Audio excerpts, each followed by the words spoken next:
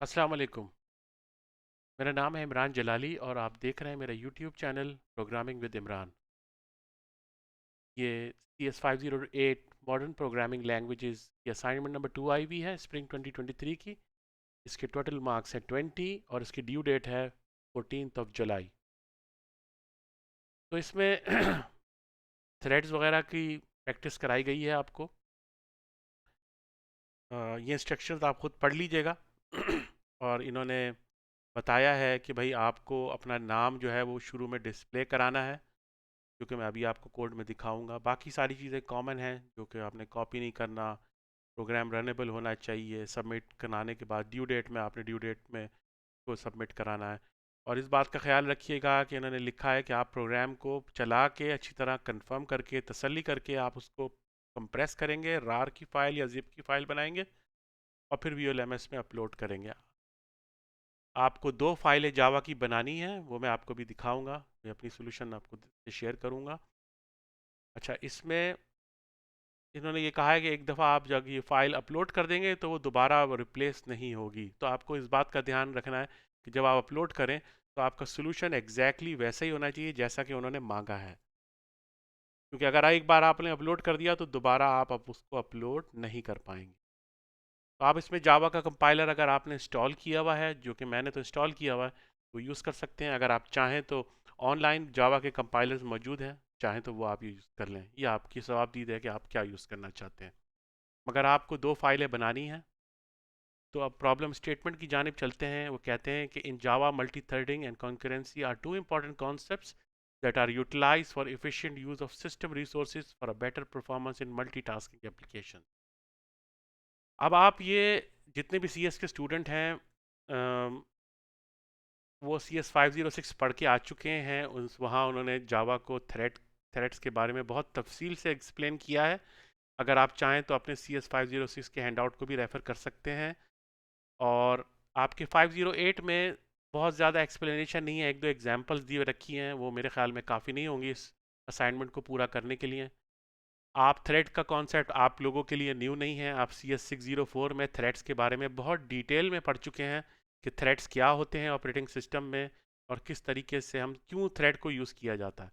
तो बेसिकली ना होता ही है कि थ्रेड्स हम यूज़ इसलिए करते हैं कि जब आपका प्रोग्राम एग्जीक्यूट करता है, जैसे आपके प्रोग्राम में बहुत सारे फंक्शंस हैं, 1 2 3 4 5, तो वन बाय वन एग्जीक्यूट करता है। 1 हो गया, फिर 2 हो गया, फिर 3 हो गया, फिर 4 हो गया, फिर 5 हो गया, इस तरह सो ऑन। तो आपने बहुत सारे फंक्शंस बनाए हुए जो यके बाद दीगरे वन आफ्टर अनदर एग्जीक्यूट होते हैं। तो उससे ये होता है कि आपके जो प्रोग्राम की एग्जीक्यूशन है वो ब्लॉक हो जाती है। यानी अब अगर फॉर एग्जांपल एग्जीक्यूशन अगर आपकी 1 पे रुकी हुई है तो 2 जब तक एग्जीक्यूट नहीं होगा जब तक 1 नहीं कंप्लीट हो जाता। अच्छा, 2 पर जब आएगा तो 3 कब तक नहीं हो सकता जब तक 2 नहीं हो जाता। 4 कब तक नहीं हो सकता जब तक 3 कंप्लीट नहीं हो जाता। 5 जब तक कंप्लीट नहीं होगा जब तक 4। तो ये आपका सिस्टम एक तरीके से बाउंड हो जाता है और एग्जीक्यूशन आपके जो CPU की परफॉर्मेंस है आप उसको 100% यूटिलाइज नहीं कर पाते हैं। थ्रेड्स और मल्टीटास्किंग में यूज़ होता है ताकि आपके प्रोग्राम को सिमिल्टेनियसली बहुत सारे थ्रेड्स बना के, यानी थ्रेड्स का मतलब धागा, यानी आप उसको एग्जीक्यूशन पाथ कह सकते हैं। तो आप अपने बहुत सारे फंक्शंस को, बहुत सारी फंक्शनैलिटी को एक साथ सिमिल्टेनियसली एग्जीक्यूट करते हैं। उससे होता ही है कि आपके प्रोग्राम की परफॉर्मेंस इन्हेंस हो जाती है। So a thread represent an independent path of execution, यानी हर थ्रेड जो होता है वो एक इंडिपेंडेंट पाथ ऑफ एग्जीक्यूशन होता है। तो अब अगर ये मैंने एग्जांपल जैसे मैंने आपको पहले दी, अगर हम इसको थ्रेड में करेंगे तो थ्रेड ये वाला चल पड़ेगा। तो ये इंतज़ार नहीं करेगा नंबर 2 के 1 चले तो ख़त्म करे तो मैं दूसरा स्टार्ट करूँ। आपका कंप्यूटर सेकंड को भी पहले स्टार्ट कर सकता है, थर्ड को स्टार्ट कर सकता है, फोर्थ को स्टार्ट कर सकता है। अच्छा, इसमें प्रायोरिटीज़ होती हैं थ्रेड्स की।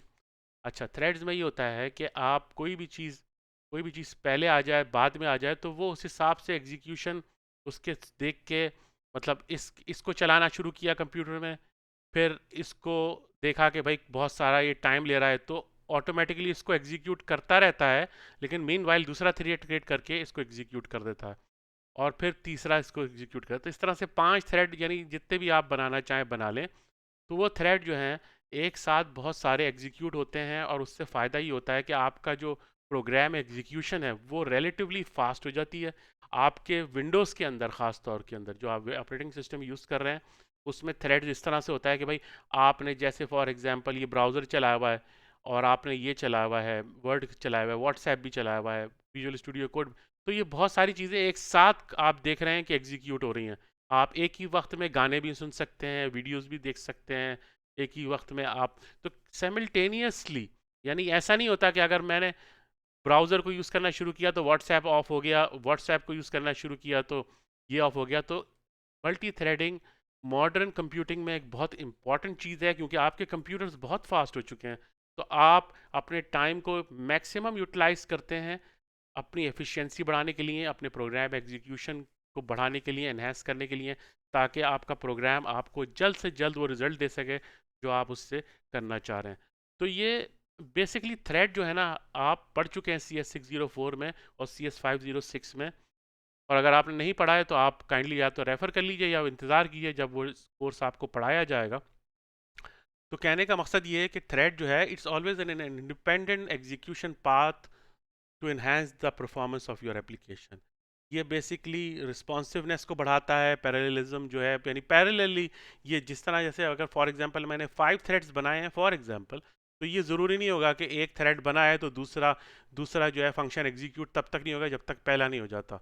तो ये सारे के सारे साइमल्टेनियसली चलेंगे, और इसको आप प्रायोरिटाइज कर सकते हैं कि भाई सबसे पहले आपने इसको चलाना है, उसके बाद सबसे आखिर में इसको चलाना है, और बाकी में आप इसकी जो वो है प्रायोरिटाइजेशन, वो भी इस एग्जाम्पल में डिस्कस की गई है। तो आप चलें हम देखते हैं अपनी एग्जाम्पल की जानिब। पहले हम ज़रा सा पढ़ लें। तो यहाँ आपने दो फाइलें बनानी हैं, एक तो थ्रेड डॉट जावा बनानी है जो कि आपकी मेन फाइल होगी जहाँ से आपकी एग्जीक्यूशन स्टार्ट होगी। दूसरा एक ये रनेबल के नाम से आपने एक बनानी है फाइल। ये बेसिकली जावा के अंदर ना दो तरीके हैं। एक तरीका तो ये है कि आप थ्रेड क्लास को इनहेरिट कर लें। दूसरा तरीका ये है कि आप इंटरफेस बना लें रनेबल का और उसको उसके क्लास में इम्प्लीमेंट कर दें। ये दो तरीके इसलिए दिए हैं ताकि अगर आप फॉर एग्जांपल आपकी क्लास ऑलरेडी किसी क्लास से इनहेरिट हो रही है, तो और अगर आपने थ्रेड को यूज़ कर लिया तो मल्टी थ्रेडिंग तो ज़ाहिर है जावा में अलाउड नहीं है, तो ज़ाहिर है फिर आप अपनी क्लास को इनहेरिट नहीं कर सकेंगे। तो इन दैट केस आप आप इंटरफेस इनहेरिटेंस के ज़रिए, इंटरफेस के ज़रिए, पॉलीमॉर्फिक बिहेवियर के ज़रिए आप रनेबल इम्प्लीमेंट करते हैं इंटरफेस। और ये एक बना बनाया इंटरफेस है, ये बनी बनाई क्लास है, इसको यूज़ कर लेते हैं और इसके फंक्शंस, इसके जो मेथड्स हैं उनको ओवरराइड करते हैं अपने हिसाब से। तो इस हिसाब से आपका प्रोग्राम एग्जीक्यूट होता है। और ये रनेबल, क्योंकि ज़ाहिर है ये एक इंटरफेस है, तो ये आप साइमल्टेनियसली एक क्लास में आप अगर इनहेरिट कर रहे हैं, तो आप ये थ्रेड ना भी यूज़ करें, रनेबल इंटरफेस यूज़ कर लें, तो आप साइमल्टेनियसली बहुत सारे इंटरफेसेस एक साथ एक क्लास में, क्योंकि इंटरफेस की तो कोई पाबंदी नहीं है ना। हाँ, मल्टीपल इनहेरिटेंस नहीं है तो आपको सिर्फ एक ही क्लास से इनहेरिट कर सकते हैं। जावा में मल्टी इनहेरिटेंस नहीं है सी प्लस प्लस की तरह। लेकिन जहाँ तक बात हो इंटरफेसेस की, तो आप जितने चाहें इंटरफेसेस इंप्लीमेंट कर सकते हैं। तो ये दो तरीके हैं। यहाँ पर जो इन्होंने तरीका हमें बताया है वो ये कहा है कि आपको रनेबल इंटरफेस को इम्प्लीमेंट करना है। तो थ्रेड का यूज़ नहीं करना, क्योंकि अगर हम वो यूज़ करेंगे तो फिर हम इनहेरिट नहीं कर पाएंगे, दूसरी चीज़ों से इनहेरिट, दूसरी क्लास से इनहेरिट नहीं कर पाएंगे। तो यहाँ इन्होंने कहा है कि आपने एक रनेबल इंटरफेस को इनहेरिट करना है, उसके मेथड्स को ओवरराइड करना है, और फिर उस क्लास को आपने इस क्लास के अंदर यूज़ करना है। ठीक है, उसके बाद स्टेप बाय स्टेप चलेंगे। मैं अब अपनी सोल्यूशन की जानिब चलता हूँ। बहुत आसान सी सोल्यूशन है, उम्मीद है आपको समझ में आ जाएगी। तो शुरू करते हैं। ये आपकी बेसिकली सबसे पहले रनेबल आपकी इंटरफेस है। क्लास आपने बनाई है माई रनेबल, और आपने इम्प्लीमेंट करा दिया है रनेबल इंटरफेस। अब जब ये इंटरफेस आप इम्प्लीमेंट कराएंगे ना, तो ऑटोमेटिकली आपको वो ये कहेगा कि भाई ये इसके रन के मेथड को आप ओवरराइड कर सकें, यानी इस जो डिफ़ॉल्ट बिहेवियर है थ्रेड बनाने का, आप उसको ओवरराइड कर सकें। तो यहाँ मैंने एक लूप चलाया है 5 थ्रेड्स का, और यहाँ मैंने प्रिंट करा दिया है उसका नाम, थ्रेड का नेम और ये। तो ये थोड़ा सा हम आगे चलेंगे चीज़ें, तो अभी इस चीज़ को लेके कंफ्यूज ना होइएगा। तो सिंपल आपने करना ये है कि आपने सिर्फ जो है इसको इम्प्लीमेंट कराना है, इस चीज़ को इम्प्लीमेंट कराना है।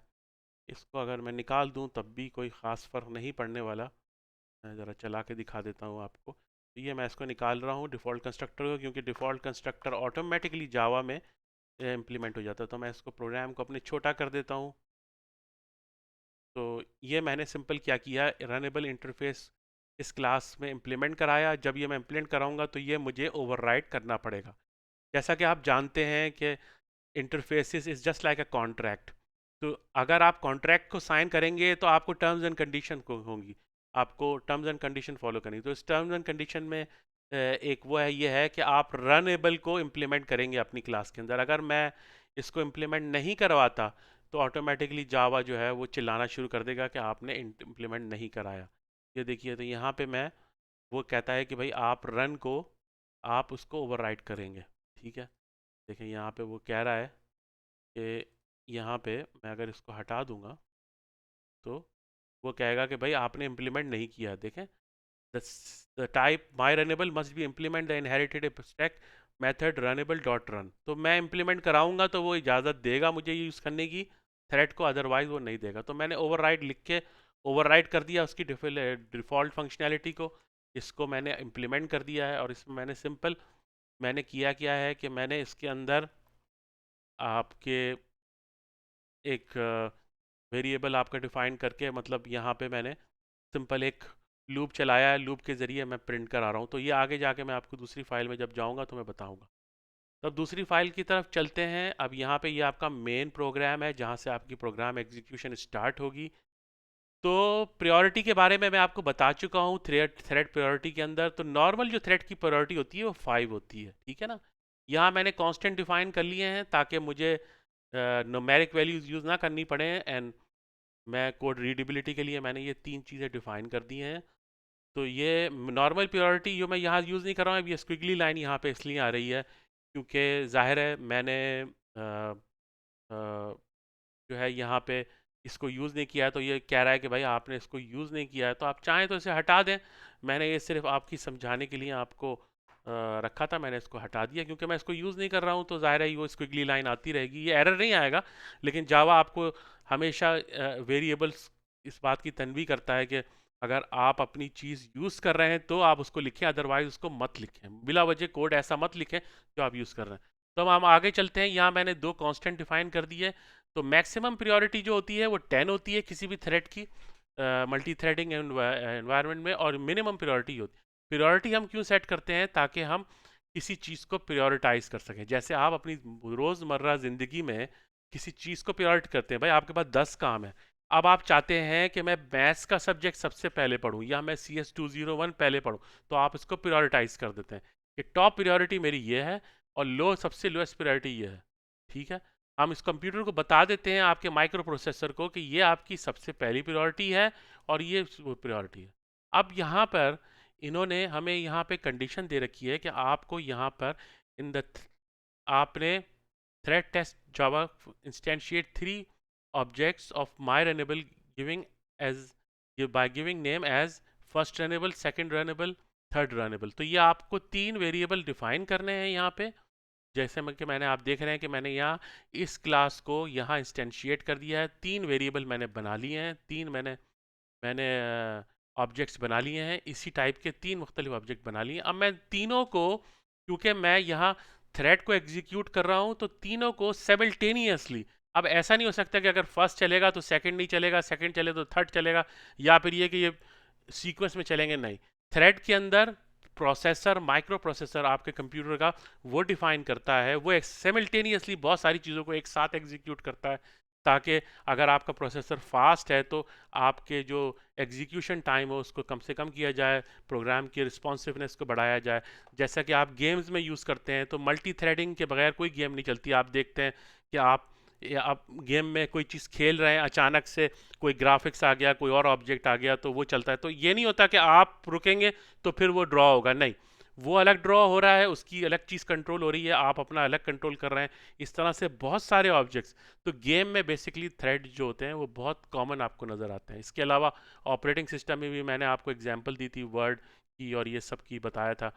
तो यहाँ आपने करना ये है, यहाँ हिदायत दे रखी है इन्होंने, यहाँ आपको यहाँ आपको जो है अपना नाम जो है वो शुरू में सबसे पहले प्रिंट करना है। तो यहाँ मैंने नाम दे दिया है दोस्तों, यहाँ मैंने नाम आपका प्रिंट करा दिया है। उसके बाद आपने बिल्कुल उसी तरीके से, जैसे यहाँ इन्होंने आउटपुट में दिया हुआ है, बिल्कुल इसी तरीके से आपने जो है वो डिस्प्ले कराना है। ये सारी चीज़ें लाइंस आपने प्रिंट करनी है। तो ये देख लीजिए मैंने प्रिंट कर दिया। अब मैं कर क्या रहा हूँ, थ्रेड की क्लास मैंने बना ली, इंस्टेंशिएट कर लिया, जो मैंने यहाँ पे अपनी ओवरराइड करके फंक्शनलिटी बनाई थी। अब मैं कर ये रहा हूँ कि मैंने थ्रेड की क्लास बनाई और उसके बाद मैंने उसको थ्रेड्स के बाद एक एक करके इन तीनों ऑब्जेक्ट को एक एक थ्रेड में डाल दिया। यहाँ आपने सिर्फ डिक्लेयर किया था, यहाँ आपने थ्रेड के अंदर डाल दिया, पहले थ्रेड को सेकंड थ्रेड को, यानी आपने प्लेसमेंट कर दी कि आपने जैसे फॉर एग्जांपल आपने दीवार पे ईंटें रख दी, पहली दूसरी तीसरी, 3 थ्रेड बनाने हैं आपने यहाँ पे।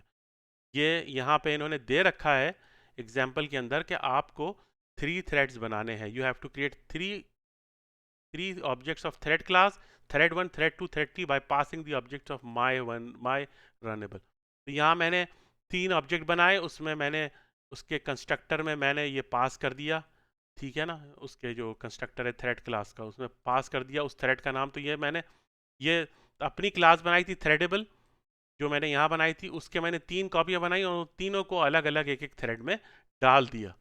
उसके बाद फिर मैंने ये प्रिंट किया जो कि आउटपुट में जैसे उन्होंने दे रखा है।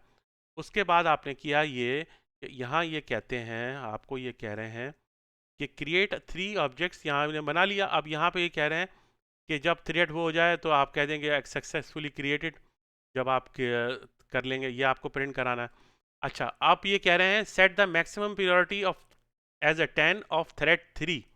तो जो आपका ये थ्रेड 3 है ना, थ्रेड 3 है ये वाला, इसको आपने मैक्सिमम प्रायोरिटी में करना है। तो मैक्सिमम प्रायोरिटी में करते ही हैं कि यहाँ 10 अगर आप दे दें वैल्यू, तो वो जो थ्रेड है, जब आप 10 देते हैं किसी की प्रायोरिटी को, डॉट सेट प्रायोरिटी के मेथड को कॉल करते हैं, तो 10 आ जाता है। 10 का मतलब ये कि आपने उसको मैक्सिमम प्रायोरिटी, यानी आपको सबसे पहले इसको एग्जीक्यूट करना है, इसको प्रायोरिटी देनी है। जब आप कंप्यूटर को, माइक्रो प्रोसेसर को ये बताते हैं कि भाई ये 3 मैंने थ्रेड दिए हैं, लेकिन उस थ्रेड में आपको करना यह है कि आपने सबसे पहले इसको प्रायोरिटी देनी है, थ्रेड 3 को प्रायोरिटी देनी है, तो आप उसको बता देते हैं। देखिए, अगर आप प्रायोरिटी नहीं देंगे तो बाय डिफ़ॉल्ट प्रायोरिटी जो है वो नॉर्मल रहेगी, उसको फिर कंप्यूटर अपने हिसाब से एग्जीक्यूट करेगा, जब वो चाहेगा, जब उसे टाइम मिलेगा वो उस हिसाब से एग्जीक्यूट करेगा। लेकिन अगर आप बता देंगे कि प्रायोरिटी मेरी थ्रेड नंबर 3 है, तो उसको सबसे पहले वो प्रायोरिटी, सबसे पहले उस थ्रेड को ख़त्म करने की कोशिश करेगा, उस फंक्शन को या जो प्रोग्राम आपने उसमें दिया हुआ है उसको वो ख़त्म करने की कोशिश करेगा। उसके बाद यहाँ पे इन्होंने लिखा हुआ है कि set the minimum priority of one of thread 1 and thread 2। आपने करना ये है कि यहाँ आपने थ्रेड 1 और थ्रेड 2 को मिनिमम प्रायोरिटी देनी है। तो मिनिमम प्रायोरिटी क्या होती है? 1। आप चाहें, देखें यहाँ मैंने कोड की क्लियरिटी के लिए मैंने यहाँ पे कांस्टेंट यूज़ किए हुए हैं। अगर आप चाहें तो सिंपली यहाँ पे 10 लिख दें और यहाँ पे 1 और यहाँ पे 1 लिख दें, तब भी आपका काम चल जाएगा, प्रोग्राम चल जाएगा, प्रोग्राम आपकी एग्जीक्यूशन में कोई फ़र्क नहीं आएगा, सेम इस तरह चलेगा। मैंने बस महज एक रीडेबिलिटी के लिए यहाँ पे ये चीज़ डिक्लेयर कर रखी है। तो ये आपने बता दिया कि मेरी ये दो 3 थ्रेड मैंने बनाए हैं, थ्रेड नंबर 3 मेरी हाई प्रायोरिटी पर है और 1 और 2 मिनिमम प्रायोरिटी है, यानी उसको अपने हिसाब से हैंडल कर लो, कोई ज़रूरत नहीं है, मैं कोई जल्दी में नहीं हूँ। 1 और 2 को अपने हिसाब से हैंडल करो, लेकिन थ्रेड नंबर 3 मेरी सबसे बड़ी प्रायोरिटी है, मैक्सिमम प्रायोरिटी उससे दो, सबसे पहले उसको एग्जीक्यूशन उसकी ख़त्म करो, फिर 1 और 2 को अपनी मर्जी से ख़त्म कर लेना। तो उसके बाद जब आपने ये प्रायोरिटी सेट कर दी अपनी, फिर आपने सिंपल स्टार्ट कर दिया तीनों के थ्रेड को, तो तीनों प्रोग्राम जो हैं वो एग्जीक्यूट हो जाएंगे। आपका ये प्रोग्राम एग्जीक्यूट होगा, ये होगा, ये होगा, तो 3 प्रोग्राम, 3 मुख्तलिफ फंक्शंस वो एक साथ एग्जीक्यूट होंगे। तो जब आप इसको चलाएंगे तो ये इस तरह से काम करेगा। अब देखिए, एक बात ज़रा समझने वाली है यहाँ पे देखिए मैंने पूरा दे दिया है जैसा कि आउटपुट में दिया हुआ। अब यहाँ पे आप देखेंगे कि जब मैं एग्जीक्यूट करता हूँ तो ये जो है ऊपर नीचे हो जाती हैं चीज़ें। अब जो चीज़ें समझने वाली हैं वो ये हैं कि थ्रेड नंबर जो जो जो थ्रेड की प्रायोरिटी है उस हिसाब से प्रोग्राम एग्जीक्यूट करेगा। लेकिन ये ज़रूरी नहीं है कि जो आउटपुट आपको एक दफ़ा यहाँ मिल गया वही दोबारा से वही आउटपुट मिलेगा जब आप दोबारा चलाएंगे। देखिए मैं अगर इसको दोबारा चलाऊँ तो आप देखेंगे कि पहले मेरे 0 1 0 0 1 2 2 1 3 आया। अब मेरा यहाँ पे आ रहा है 0 1 2 0 0 1 3 2 3 1 3 4। तो ये इस तरीके से प्रायोरिटी उसने खुद ही सेट कर ली इन दोनों की। मतलब ये एग्जीक्यूशन फिर जब जब एक बार आपने आपके ऑपरेटिंग सिस्टम को या माइक्रो प्रोसेसर को आपने थ्रेड की प्रायोरिटी दे दी तो फिर आप वो अपने हिसाब से डील करेगा। उसको आपने बता दिया कि भाई मेरे पास ये 3 थ्रेड हैं, तीनों में इसको एक साथ एग्जीक्यूट करना है, प्रायोरिटी नंबर 3 मेरी सबसे ज़्यादा है और 1 और 2 अपने हिसाब से एग्जीक्यूट करो। तो ये जो माइक्रो प्रोसेसर पे डिपेंड करता है कि वो आपको कैसा आउटपुट देता है, क्योंकि ये अब आपने उसके सुपुर्द कर दिया। आपने बस बता दिया कि भाई मेरी प्रायोरिटीज़ ये हैं, बाकी अपने हिसाब से करो। भाई आप जब अपने घर में किसी मिस्त्री को बुलाते हैं या प्लम्बर को बुलाते हैं तो आप उसके जब कोई काम सुपुर्द करते हैं तो आप उससे ये तो नहीं कहते कि भाई मुझे ये बताओ कि तुम ये क्या कर रहे हो।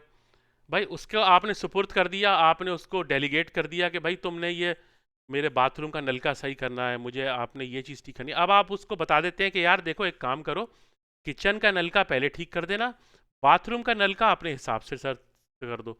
तो वो पहले जाएगा किचन को सेट करेगा, उसके बाद जाके वो बाथरूम का बाद में कभी वो जाएगा बाहर, थोड़ी देर बाद आएगा खाना वाना खा के फिर दूसरा बाथरूम के उसको करेगा। तो इस तरीके से ये समझने के लिए मैं आपको आपकी समझदारी को बढ़ाने के लिए मैं आपको एक मिसाल दे के समझा रहा हूँ कि आपने थ्रेड नंबर 3 को 1 2 3 को एक साथ एग्जीक्यूट करना है। आपने बताना है कि भाई ये तीनों को एग्जीक्यूट करो, लेकिन 3 को मैंने प्रायोरिटाइज कर दिया हाई प्रायोरिटी पे, बाकी 1 2 को भाई अपनी मर्जी से कर लेना। तो ये जो आउटपुट आप देख रहे हैं ये एक जैसा नहीं आएगा। जब भी आप एग्जीक्यूट करेंगे तो माइक्रो प्रोसेसर अपने रिसोर्सेज के हिसाब से, ऑपरेटिंग सिस्टम अपने रिसोर्सेज के हिसाब से जितनी मेमोरी होगी, जितने थ्रेड, क्योंकि आपके कंप्यूटर के अंदर बहुत सारी चीज़ें काम कर रही हैं, सिर्फ आपका प्रोग्राम काम नहीं कर रहा है, तो वो हिसाब से एग्जीक्यूट होंगी, उस हिसाब से चलेंगी, तो उस हिसाब से वो आपको एग्जीक्यूट करेगा और आपके प्रोग्राम को एग्जीक्यूट करके फिनिश कर देगा। तो सिंपल सा यही प्रोग्राम था। उम्मीद है आपको समझ में आ गया होगा। ये 2 फाइलें आपने बनानी है, एक आपने ये बनानी है, दूसरी आपने ये बनानी है, ठीक है। ये आपने 3 ऑब्जेक्ट बना लिए, फिर उसके बाद ये अपना आईडी प्रिंट कर दिया, फिर ये प्रोग्राम का हेडर प्रिंट कर दिया, फिर आपने तीनों को एक एक थ्रेड में डाल दिया। इन तीनों ऑब्जेक्ट्स को, इस क्लास के आपने 3 ऑब्जेक्ट बनाए, उनको अलग अलग ऑब्जेक्ट्स में आपने डाल दिया। उसके बाद फिर वैसे प्रिंट किया कि भाई सक्सेसफुली क्रिएटेड हो गए हैं, ठीक है।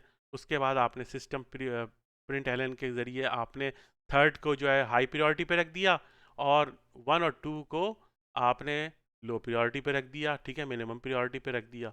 मैंने आपको बता दूं दोबारा कि ये दोनों मैंने अपनी रीडेबिलिटी के लिए रखे हैं। अगर आप चाहें तो डायरेक्टली 10 यहाँ लिख दीजिए, यहाँ 1 1 लिख दीजिए, तब भी आपका प्रोग्राम काम करेगा। But always right readable code. जब आपका प्रोग्राम कोई पढ़ रहा हो तो उसको लगे हाँ भाई ये आपने क्यों लिखा, 1 2 3 का क्या मतलब है, ठीक है ना।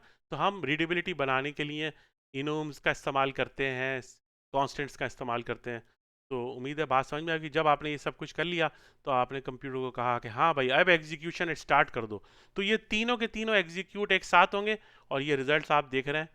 ये नाम आप चेंज कर चाहें तो कर सकते हैं, ठीक है। मैंने चेंज नहीं किया है, थोड़ा सा डिफरेंट बनाया। तो आप ये अपने हिसाब से करेगा, तो जब भी आप इसे चलाएंगे ये मुख्तलिफ रिजल्ट आपको देगा। ये नहीं होगा कि स्टैटिक प्रोग्राम नहीं है, क्योंकि ये थ्रेडिंग है। तो थ्रेडिंग जो है ये आपके ऑपरेटिंग सिस्टम के ऊपर होता है कि उसको वो किस तरह से प्रायोरिटाइज करता है। तो आपने बस बता दिया कि भाई पहले ये काम कर लेना, आपने अपने प्लम्बर को ये बता दिया कि भाई पहले किचन कर लेना भाई, उसके बाद बाथरूम की चीज़ें साफ़ करना, बाथरूम के नलके साफ़ करना, बाहर का नलका टूटा हुआ है वो कर देना, लेकिन सबसे पहले किचन कर दो। तो आपने किचन का बता दिया पहले करो, बाकी का आपने उस पर छोड़ दिया, तो वो अपने हिसाब से करेगा। तो डेलीगेट कर देते हैं आप सिस्टम, ऑपरेटिंग सिस्टम को, और फिर वो उस हिसाब से आपके थ्रेड को एग्जीक्यूट करता है और आपके प्रोग्राम को जल्द से जल्द कंप्लीट करता है। अगर आप थ्रेड्स यूज़ नहीं करेंगे अपने प्रोग्राम में, ख़ास तौर पे ये प्रोग्राम थ्रेडिंग वहाँ यूज़ होती है जब आपके टास्क जो होते हैं आपके फंक्शन बहुत हैवी हो जाते हैं भाई। आप डेटाबेस से एक सब ले रहे हैं, डेटा ले रहे हैं, फिर आप उधर भेज रहे हैं, उधर से इधर ला रहे हैं, तो बाज़ जो प्रोग्राम हैं वो टाइम लेते हैं। तो आप इस टाइम में जब वो ब्लॉक हो गया प्रोग्राम, तो आप कोई और चीज़ तो यूज़ नहीं कर सकते ना। तो उसको इन्हेंस करने के लिए कि भाई आप चाहते हैं कि ठीक है भाई साइमल्टेनियसली सारे काम करूँ मैं, मल्टीटास्किंग करूँ, मल्टीटास्किंग के लिए बेसिकली ये यूज़ होता है। तो उम्मीद है आपको मेरी बात समझ में आ गई होगी। जाते जाते बस वही रिक्वेस्ट आपसे हमेशा की तरह करूँगा, अगर मेरा चैनल, मेरी सोल्यूशन आपको पसंद आए तो काइंडली चैनल को सब्सक्राइब कर दीजिए, ताकि आइंदा आने वाली वीडियो आपको मिलती रहें। और अगर आप इसको सब्सक्राइब नहीं करेंगे और नोटिफिकेशन को ऑन नहीं करेंगे, तो आपको नहीं पता लगेगा कि मैं कब कौन सी वीडियो डाल रहा हूँ। तो आपका कुछ नहीं जाएगा, मैं आपसे कोई मुआवजा नहीं मांग रहा हूँ, सिर्फ आपको समझा रहा हूँ। मेरा जो एक्सपीरियंस है वो मैं आपको शेयर कर रहा हूँ, ताकि आप कुछ सीख जाएं और इसको असाइनमेंट को सही तरीके से बना लें। मेरी हमेशा यही कोशिश रही है कि मैं स्टूडेंट्स की मदद करूं, उनको समझाऊं, समझा के असाइनमेंट्स को हल करूं। मेरी कभी भी ये प्रायोरिटी नहीं रही कि मैं आप लोगों को सिर्फ जो है सोल्यूशन दे दूं और समझाऊं कुछ नहीं। तो समझाना मेरा फ़र्ज़ है। अगर कोई बात समझ में ना हो तो मुझे कमेंट बॉक्स में बताइएगा।